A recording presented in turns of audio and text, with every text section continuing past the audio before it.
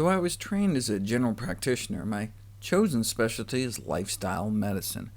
Yes, most of the reasons people go to see their doctors is for diseases that could have been prevented, but lifestyle medicine is not just about preventing chronic diseases, but also about treating them. And not just treating the disease, it's treating the causes of disease. If people just did 4 simple things— not smoking, exercising half-hour a day, eating a diet that emphasizes whole plant foods, and not becoming obese— that may prevent most cases of diabetes and heart attacks, half of strokes, and a third of cancers.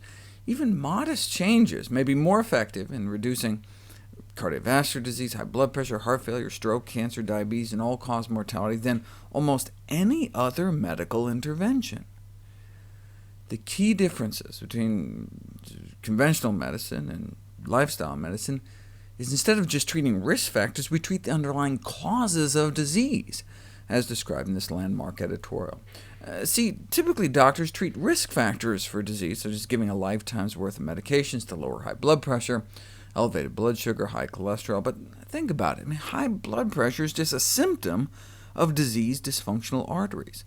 Yes, you can artificially lower blood pressure with drugs, but that's not treating the underlying cause, which often comes down to things like diet and exercise, the penicillin of lifestyle medicine. Disregarding the underlying cause and treating only risk factors is somewhat like mopping up the floor around an overflowing sink instead of just turning off the faucet, which is why medications usually have to be taken for a lifetime. If a floor is flooded as a result of a dripping tap, it is of little use to mop up around the floor unless the tap is turned off. The water from the tap represents the cost of disease, the flooded floor, the diseases filling up our hospital beds. Yet medical students learn far more about methods of floor mopping than about turning off taps, and doctors who are specialists in mops and brushes can earn infinitely more money than those dedicated to shutting off taps.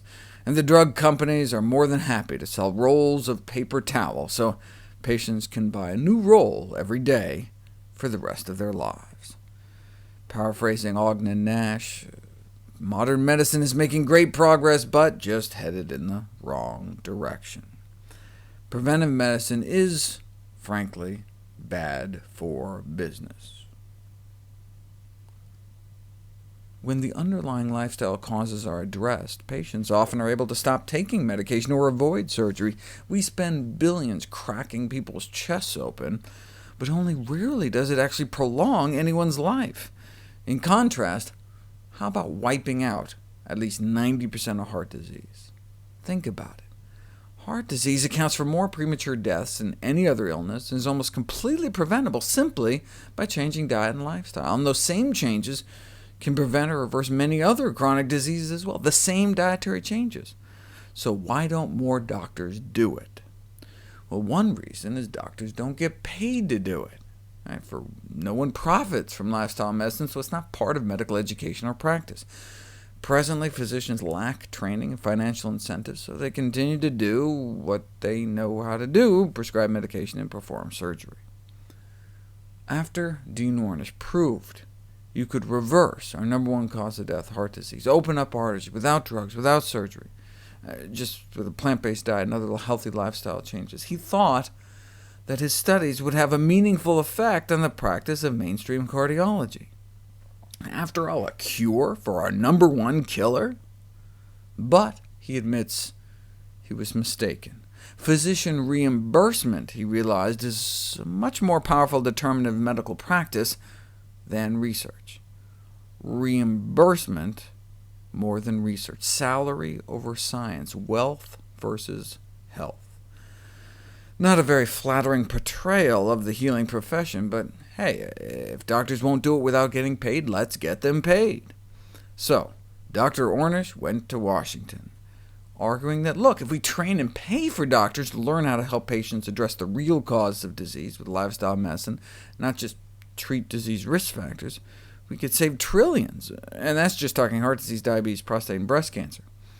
The Take Back Your Health Act was introduced in the U.S. Senate to induce doctors to learn and practice lifestyle medicine, not only because it works better, but here's the critical factor: physicians will be paid to do it.